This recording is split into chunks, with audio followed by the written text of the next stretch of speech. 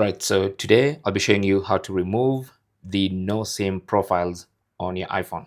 So if you had set up an iPhone before with an eSIM or physical SIM card, your SIM card profile is normally saved. So if you go into settings and then go to cellular and then look at your eSIMs, you will see some eSIMs or physical SIM cards you'd used before. For instance, this is a physical SIM card I used to use. This is an eSIM I was using when I had traveled.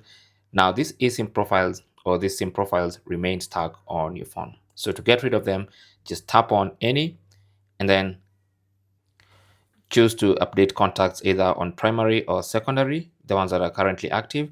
Choose that, and then you can see that SIM card profile will disappear.